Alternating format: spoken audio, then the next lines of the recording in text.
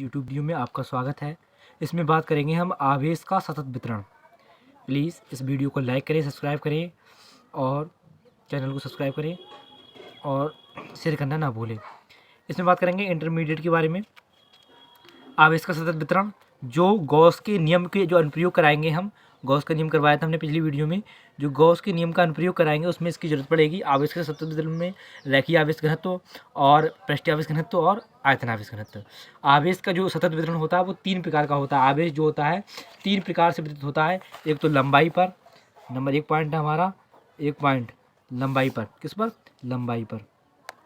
लंबाई पर जैसे मान लिया कोई हमारी छड़ है, इस तरीके से कोई छड़ बना ली हमने, सही है। इस छड़ पर कोई आवेश हम देंगे तो इस तरीके से इसकी लंबाई पर वितरित होगा, सही है, एक समान रूप से लंबाई पर वितरित होता है। नंबर 2 दूसरा पॉइंट हमारा होगा, ये रेखीय आवेश घनत्व कहलाता है, जो लंबाई पर वितरित होता है। रेखीय आवेश घनत्व के बारे में डिस्कस करेंगे इसमें। और दूसरा है हमारा पृष्ठीय आवेश घनत्व। पृष्ठीय मतलब कोई चादर है, ऐसे मान ली कोई समतल चादर है, इसके पृष्ठ पर जो आवेश वितरित होगा एक समान रूप से, ये होगा हमारा क्या? पृष्ठीय आवेश घनत्व। इसमें पृष्ठीय आवेश घनत्व होगा। तीसरा, अगर मान ली कोई हमारा कोई गोला है, इस पर कोई आवेश एक समान रूप से वितरित है, तो ये कहला, इसमें हमारा होगा आयतन आवेश घनत्व। ठीक है, तो 3 तरीके से वितरित हुआ। एक तो लंबाई पर, किसी रेखा पर, किसी लाइन पर, लंबाई पर किसी लाइन की, किसी पृष्ठ पर या किसी आयतन पर। 3 प्रकार से आवेश वितरित होता है। तो वही मैंने वही लिखवाया। आवेश का जो वितरण होता है वो 3 प्रकार का होता है। नंबर 1 लंबाई पर वितरण, नंबर 2 पृष्ठ पर वितरण, नंबर 3 आयतन पर वितरण।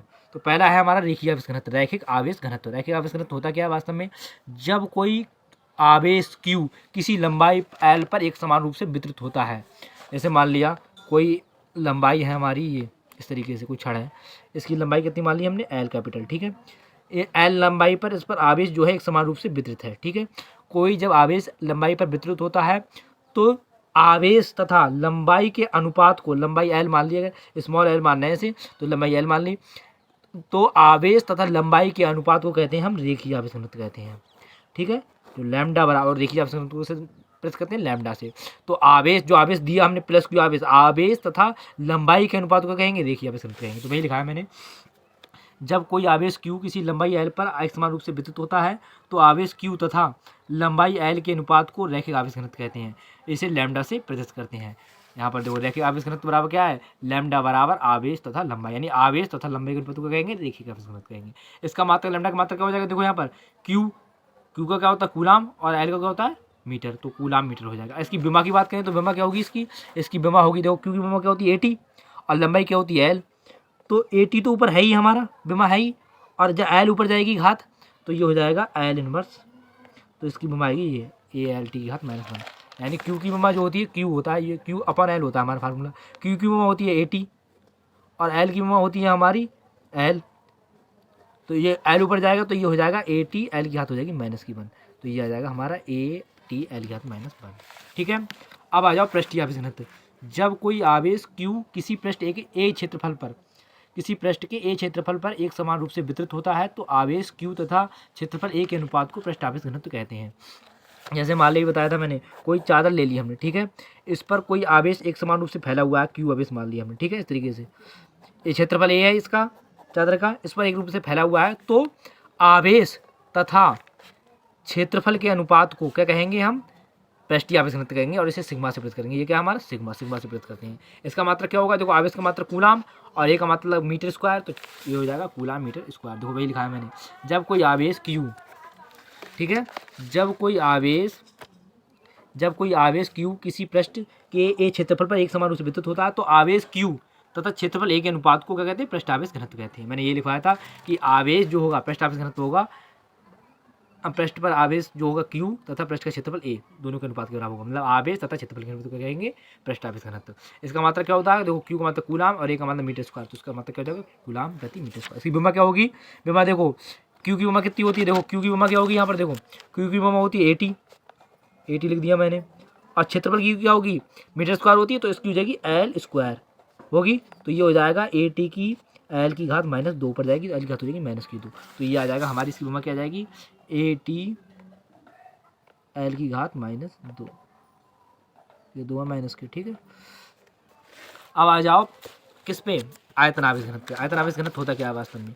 जब कोई आवेश Q किसी आयतन बी में, जब कोई आवेश Q किसी आयतन बी में, ठीक है, इस तरीके से जब कोई आवेश Q किसी आयतन बी में एक समान रूप से वितरित होता है। जैसे मान लिया मैंने बताया था, कोई आयतन ले लो, मैंने गोला ही ले लिया, ठीक है, गोला इस तरीके से, जो कोई गोला ले लिया हमने, इसमें कोई आवेश है प्लस Q इस तरीके से वितरित है, सब में फैला हुआ है, ठीक है।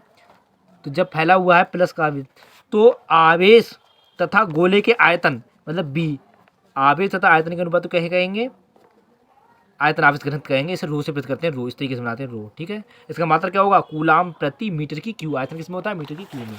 देखो यहाँ पर ये हो जाएगा, जब कोई आवेश क्यू किसी आयतन बी में एक समान रूप से वितरित होता है तो आवेश क्यू तथा आयतन बी के अनुपात को आयतन आवेश घनत्व कहते हैं। इसे रो से प्रदर्शित करते हैं।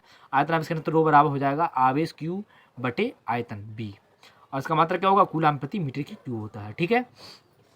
और इसकी विभव क्या हो जाएगी, क्यू की विभव होती है AT और बी की होती है, बी की क्या होती है L की क्यू, तो ये ऊपर जाएगी, L की क्यू माइनस क्यू जाएगी, तो इसकी विभव ये जाएगी AT L की माइनस 2। अब अगली वीडियो में मैं कूलाम में ये जो गॉस की प्रमेय कराई थी, गॉस की प्रमेय के अनुप्रयोग कराऊंगा। एक है हमारा अनंत लंबाई का जो तार है उसके कारण किसी बिंदु पर वैद्युत क्षेत्र की तीव्रता, ठीक है, एक समान आवेशित होगा जो, यानी अनंत लंबाई के एक समान आवेशित सीधे तार के कारण वैद्युत क्षेत्र की तीव्रता। और दूसरा प्रूफ होगा हमारा किसी मतलब आवेश की अनंत समतल चादर के कारण वैद्युत क्षेत्र की तीव्रता। ये दो प्रूफ कराऊंगा जो इंपॉर्टेंट है, ठीक है। इसलिए वीडियो को लाइक करें और चैनल को सब्सक्राइब करें।